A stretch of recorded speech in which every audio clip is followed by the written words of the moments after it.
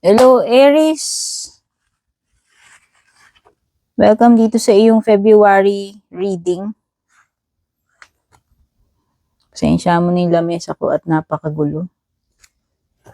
Kung ano-anong kung ano-anong meron dito. Ang dami kong pinaglalabas na deck at lahat yan ay feel ko. Dami kong oracle cards na nilabas. So, tingnan natin yung mga pwede kong gamitin dito.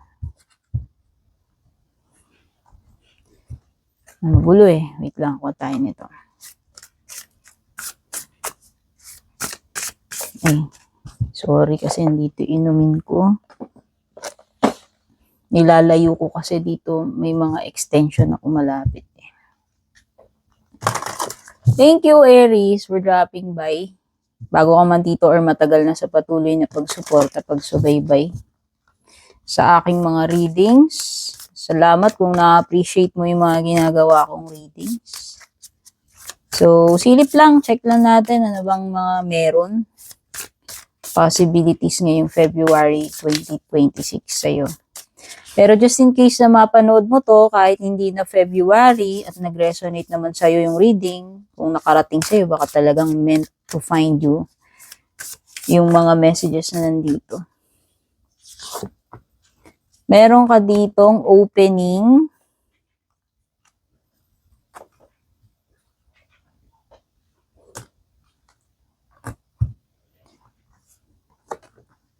Kunin natin yung mga cards.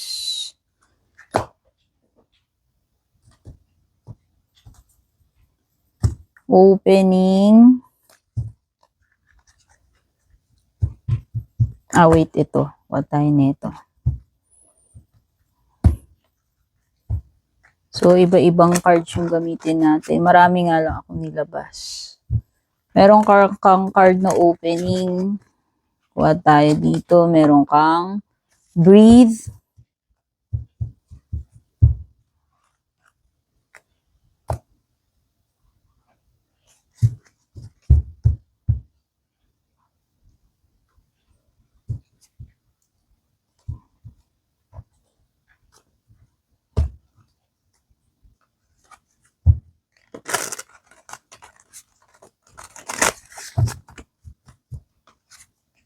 Pasensya na kayo, masikip pala yung lamesa ko. Hindi ko alam kung ngayon kung paano ko pagkakasyahin lahat yung cards ko rin. Choice.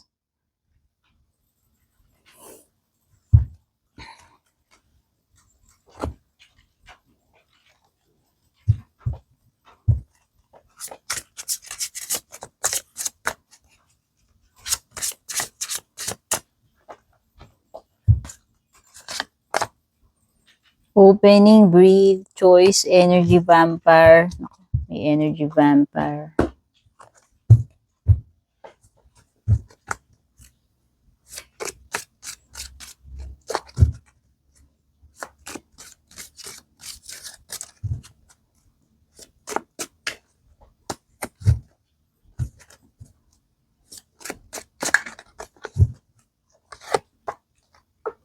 Wow, meron kang good news.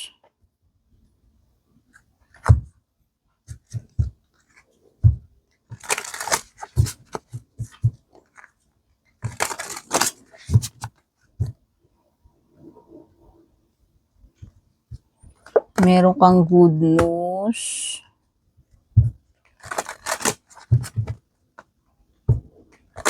What the angel card? A year from now daw.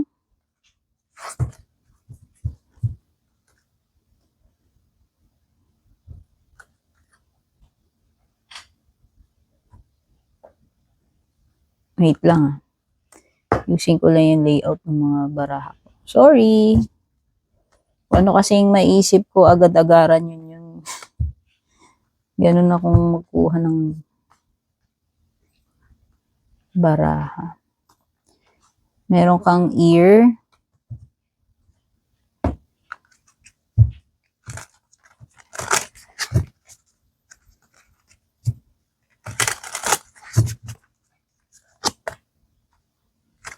It's not me, it's trauma.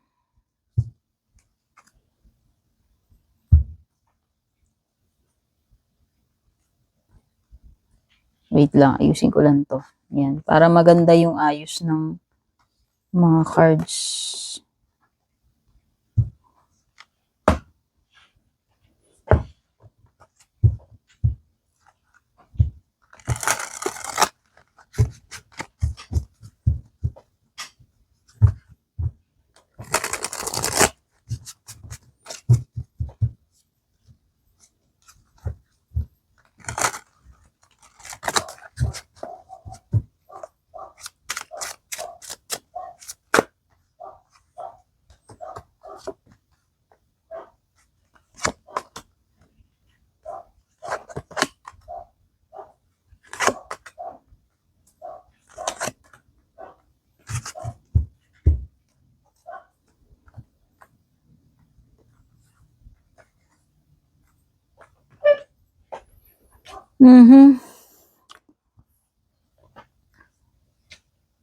Wow, ang ganda na itong unang card mo. Itong opening card mo. Ito kasing card na to, nagsasabi sa iyo, Aries, na mukhang meron kang something na magandang marireceive. No? Ang sinasabi dito, be open to receiving the gifts of the universe. Sinasabi dito sa card mo, there is nothing to fear, so allow your vulnerability to shine. Be open to receiving the gifts of the universe. Yun yung pinakamensahe nitong oracle card mo. So it seems na you are opening up to something, no? Or it could be na literally nagbubukas para sa iyo yung mga magagandang possibilities ngayong February. So ang ganda. Kaya nga siguro lumilitaw to yung ear. Be ready to receive good news. Be ready and be open to receive gifts, blessings, mga magagandang possibilities ngayong February 2026. Etong breathe card is to relax. Take a step back, no? And ikalma mo yung sarili mo. Take a break. Okay? Siguro you should step back for a moment para makapag-isip, makapagpahinga. Take a break lang. Yun yung nafe-feel ko dito sa breathe mo. Kailangan mo kasing ihinga So, hindi ko alam kung meron ka bang, depende sa situation mo ngayon, bang mga nararamdaman mo ngayon. Marami ka bang problema, marami ka bang stress, pressure. Kung yun yung case, ibig sabihin nito, you should take a vacation, a much needed vacation, or take time to think, to meditate. Basta slow down, take a pause, breathe muna, hinga ka lang muna. Kailangan mo lang ng breather, kailangan mo lang ng pause. Okay, para i-relax mo muna yung sarili mo. Kasi kapag kailangan mo rin namang mag-decide at tensyonado ka, magulo isip mo, hindi ka rin naman makakapag-formulate ng tamang decision. So, kailangan mo talagang munang mag-take a pause. Okay? So, yun yung nafe-feel ko dito sa may mga times na kailangan din natin tumigil pansamantala. Hindi ka naman titigil forever. Alam mo yun yung kailangan din natin kasi ng pahinga Hindi man pwedeng tuloy-tuloy. Okay? So, choice. Mukhang kailangan mo nga mag-decide, Take a pause muna. Lumilitaw yung choice card. O, diba? Sakto yung sinabi ko rito Kailangan mo munang ikalma sarili mo. Kailangan mo munang i-take itong time na to na mag-pause, mag-internalize. Ihuminga ka muna. And doon papasok sa iyo yung clarity. Kasi mukhang may gagawin kang choice or decision dito. Ayan, Ano ba sabi dito? Worry less about making the right choice and more about being strong enough to handle any outcome.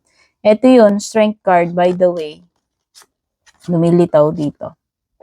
Ito yung tinutukoy dito. So, ang gawin mo munang focus is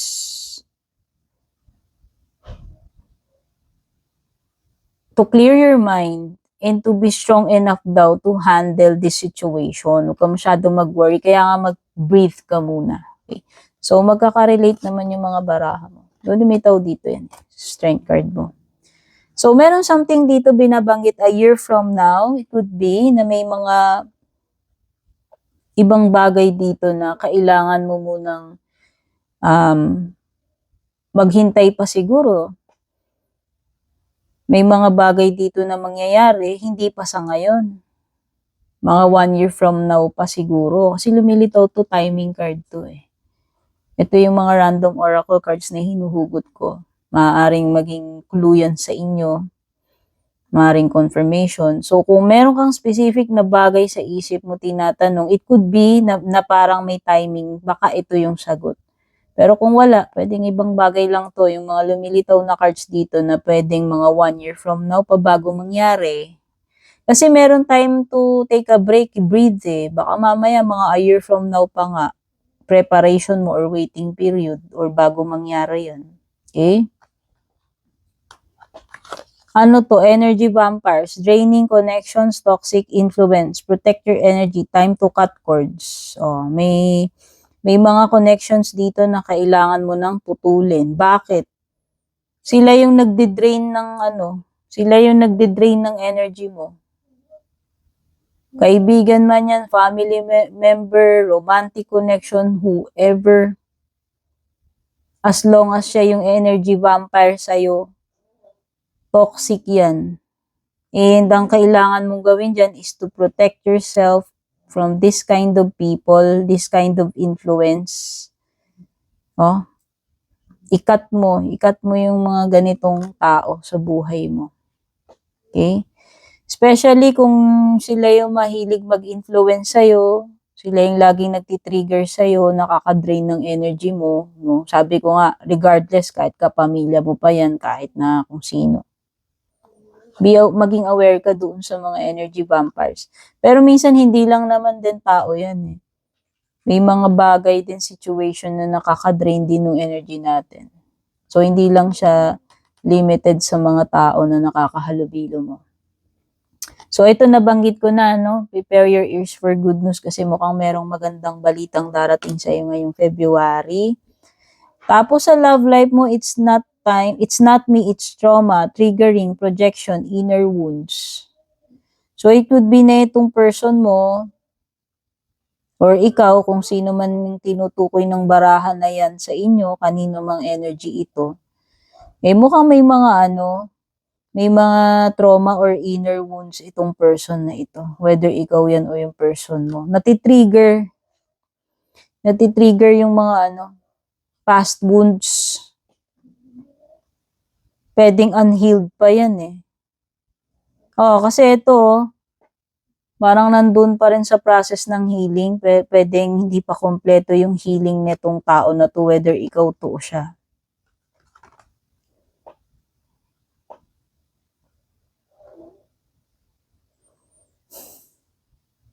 Ano pa? Wow, so may mga bagay dito na malapit ng makumpleto, Aries, no? Merong something dito na parang itetest ka. Strength card. Itetest. Yung inner strength mo ang itetest dito, hindi physical strength eh. Kasi strength card yan. Meron something dito na pagsubok, basta hanggang saan mo kakayaning pigilan yung sarili mo, hanggang saan yung lakas ng loob mo, yung tapang mo, determinasyon mo, patience, yung mga ganun ba?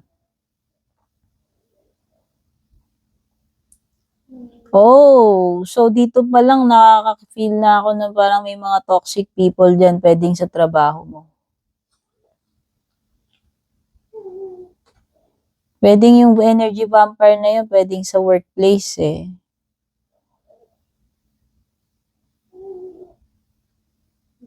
May mga trabaho dito na mahihirapang ma-accomplish gawin. Whether sa bahay to, sa trabaho. May mga projects dito na pwedeng hindi successful, hindi matapos. May mga projects na sinimulan tapos hindi naging successful yung outcome or hindi natapos. Pwedeng yung iba dito, may mga sisimulan kayo, project, personal project man yan or whatever, or sa bahay. Pwede kasi ang problema pera or kooperasyon ng mga taong involved dito. Pwedeng hindi nagtutulungan. Yung iba walang ambag, no? Hindi nagko-contribute doon sa project na yun, ano man yun, sa bahay man yan or sa workplace.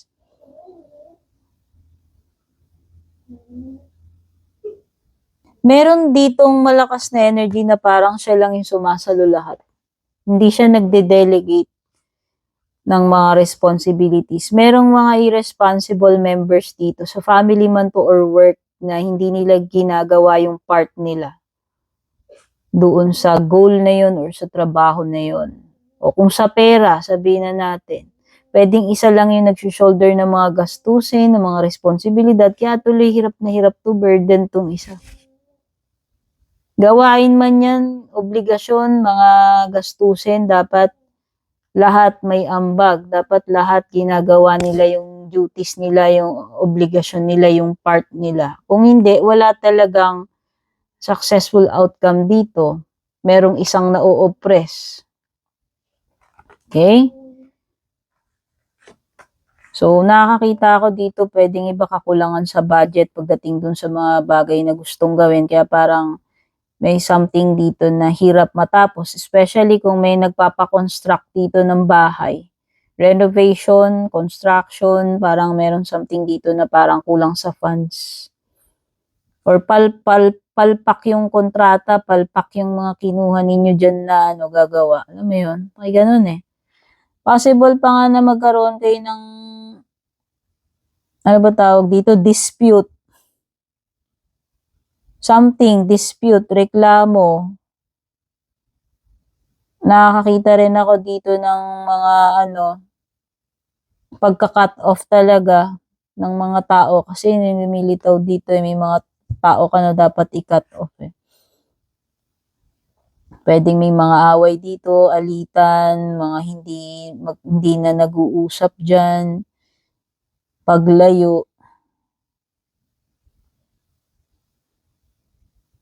Okay, so clarify natin ng ibang cards yan.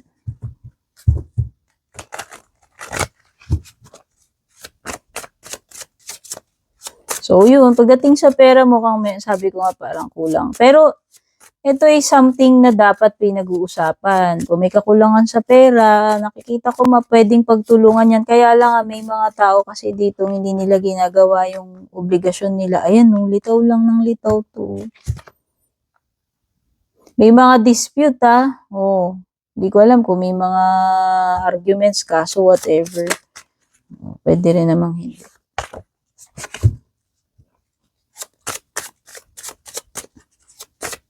May mga negotiation dito eh. May mga i-dispute nga, sabi ko nga, kung may aberya doon sa mga bagay na pinapagawa. Pero in terms of financial danger, wala naman ako nakikitang danger, no?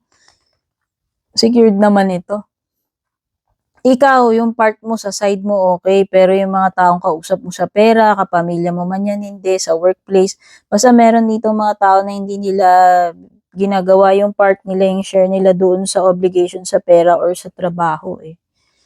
Okay, so nakikita ko dito is mukhang magiging productive naman itong February mo. Nakikita ko marami ka namang matatapos na gawain dyan.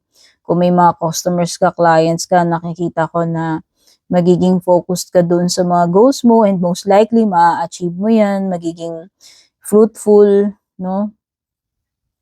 Stable naman ikaw, yung mga kasama mo lang talaga.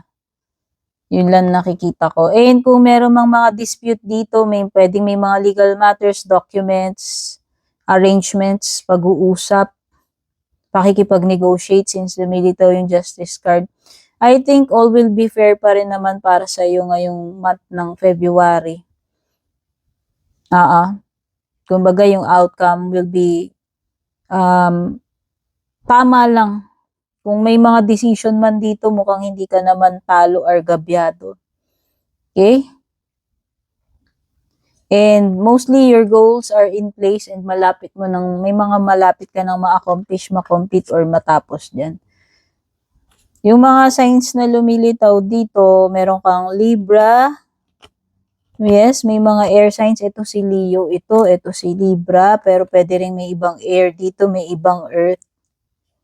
Pwede rin may mga fire. Okay, sa love life, yun nga yung sinabi ko, pwedeng magkakaroon kayo ng mga problema ng person mo kasi may mga something na natitrigger dito. Like sa mga past na nangyari, whether sa inyo yan, nangyari na sa inyong dalawa, mga past issues or past traumas sa'yo or sa person mo or sa past niya or sa ex niya. Actually, iba parang ang bigat ng feelings pagdating sa relationship ninyo kasi parang merong something na nakaka-drain ng energy mo. Pwedeng iba about sa relationship nyo yan, about sa partner ninyo. Okay? So, umugot na tayo ng mga closing messages pa para sa iyo.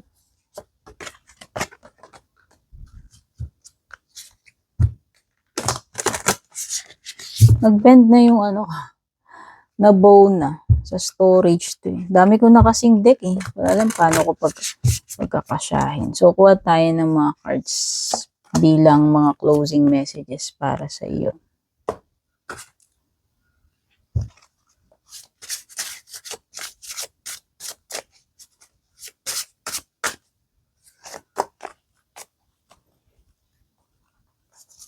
Ito, the union of hearts, a love connection defies explanation. And I can do all things through Him who gives me strength. Ito na yung mga words of wisdom, closing messages for you. Dare to dream. Think big, make goals, take action, work hard, believe in yourself, and trust God. Okay, so yan yung mga messages for you. Thank you so much, Aries, for dropping by. Godspeed, peace, babush.